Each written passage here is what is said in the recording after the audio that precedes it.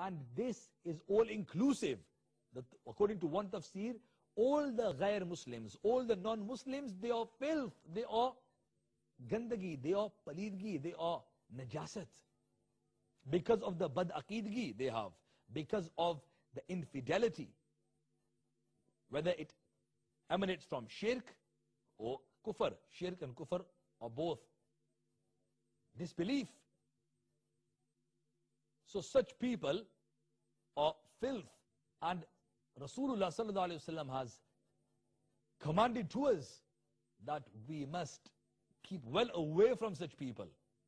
Even from the misguided, we are required to distance ourselves from them, distance ourselves from them. Otherwise, we are in danger ourselves. The Quran says, the Hadith Pak says, "Iyyakum wa iyyahum," that you keep well away from them and keep them well away from you. Why? La yudillunakum wa la yuftinunakum. Lest they may misguide you. They may put you into a fitna, into mischief of deen. And it continues that if they become ill, do not even visit them. In maridu fala ta'uduhum wala tuwakiluhum wala tusharibuhum wala tujalisuhum. Do not eat with them, do not drink with them, do not sit with them. Wala tusallu alayhim wala tusallu ma'ahum. Do not pray namaz upon them, in other words their funeral, and do not pray namaz with them. Do not associate with them. Keep well away from them. In Surah Ma'idah, ayat number 51, the Quran says, "La tattakhidul Yahuda wan Nasara awliya," that, O believers, do not take the Yahud and Nasara as your friends or helpers. وَمَن يَتَوَلَّهُم مِّنكُمْ فَإِنَّهُ مِنْهُمْ. And whoever befriends them from among you, then he is from among them. And إِنَّ اللَّهَ لَا يَهْدِي الْقَوْمَ الظَّالِمِينَ. Surely Allah does not guide the nation who have transgressed, who have wronged themselves. लेकिन ये भी साथ साथ हुक्म है ना कि ला तत्तखिज़ुल यहूदा वन नसारा औलिया बादुम औलिया बाद वमन यतवल्लहुम मिनकुम फइन्नहु मिनहुम। तो इस तरह कोई दोस्ती का हाथ उनसे बढ़ाता है कि वो तो उन्हीं में से हो जाएगा। कुरान मुकद्दस ये कह रहा है। तो इस तरह कोई दोस्ती का हाथ उनसे बढ़ाता है कि वो तो उन्हीं में से हो जाएगा। कुरान मुकद्दस ये कह रहा है। तो इस तरह कोई दोस्ती का हाथ उनसे बढ़ाता है कि वो तो उन्हीं में से हो जाएगा। कुरान मुकद्दस ये कह रहा है। तो इस तरह कोई दोस्ती का हाथ उनसे बढ़ाता है कि वो तो उन्हीं में से हो जाएगा। कुरान मुकद्दस ये कह रहा है। तो इस तरह कोई दोस्ती का हाथ उनसे बढ़ाता है कि वो तो उन्हीं में से हो जाएगा।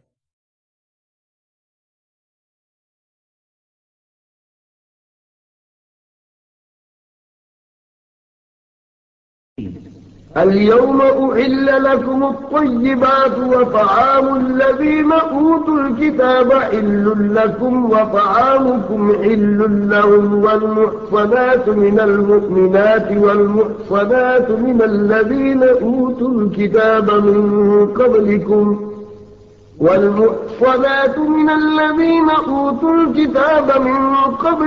إذا آتيتموهن أجورهن محصنين غير مسافحين ولا متخذي أخدان ومن يكفر بالإيمان فقد حبط عمله وهو في الآخرة من الخاسرين। आज तुम्हारे लिए पाक चीजें हलाल हुई और किताबियों का खाना तुम्हारे लिए हलाल है और तुम्हारा खाना उनके लिए हलाल है। और पारसा औरतें मुसलमान और पारसा औरतें उनमें से जिनको तुमसे पहले किताब मिली जब तुम उन्हें उनके मेहर दो, ऐद में लाते हुए न मस्ती निकालते और न आशना बनाते। और जो मुसलमान से काफिर हो उसका किया धरा सब अकारत गया और वो आखिरत में जियाकार है।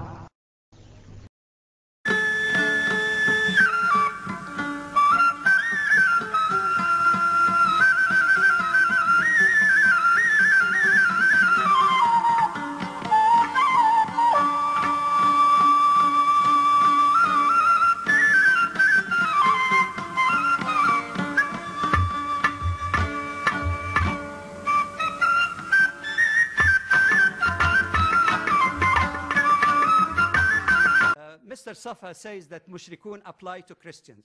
I'm willing to pay $1 million if he shows me a single verse in the Quran if Jews or Christians were called with the epithet mushrikun.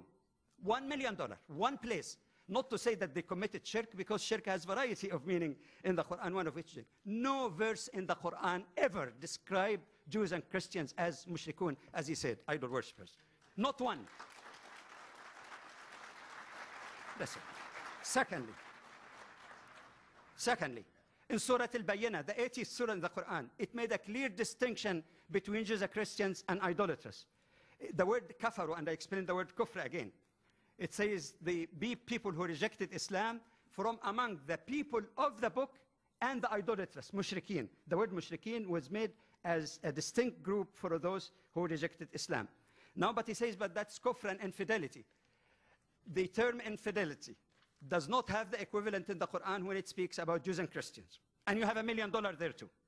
First of all, lots of millions are available. First of all, okay, the word infidel in the English language means someone who does not have a religion or someone who does not believe in God. Go to chapter 29, verse 46 of the Quran, and it says that Jews and Christians and Muslims worship the same God. Ilahuna wa ilahukum wahid. Here is the Quran say they are believers in God. But the word kufr, again, Mr. Safa gave only one meaning. You need some more depth of understanding of the variety of things. I mentioned that earlier about the usage of the language. Kufr has variety of meaning in the Quran. One is positive kufr. Positive kufr, that is rejection, to reject something.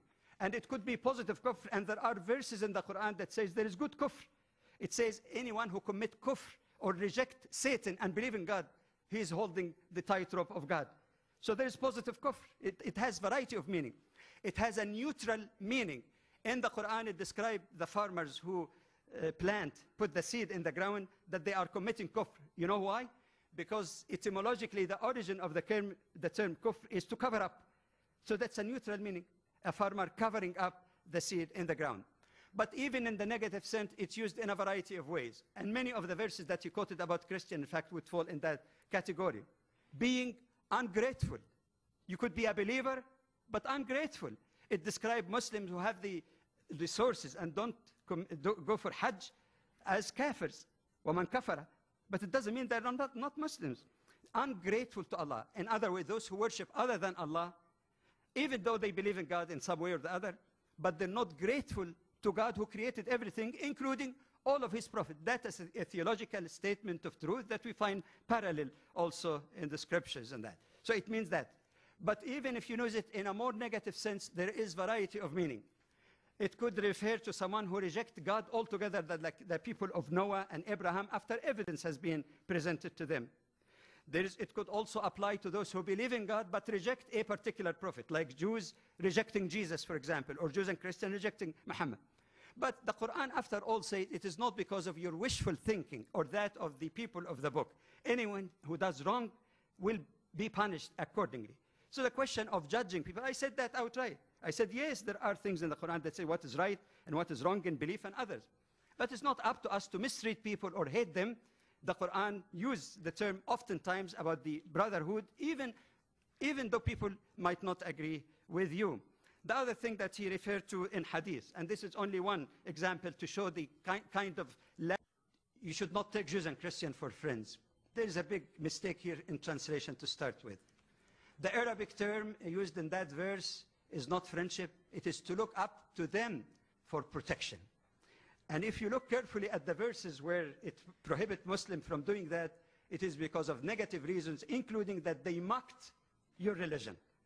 Who in the world in his right mind would go to some, not all, some individuals who mock their faith and say, I would like to make alliance for you to protect. Says a Muslim can get married to a Jewish woman or a Christian woman. If indeed they have to fight, I'm not talking about family fights, real fights with blood. How does the Quran allow even marriage which is a more intimate type of relationship? And after all, say it is not because of your wishful thinking or that of the people of the book.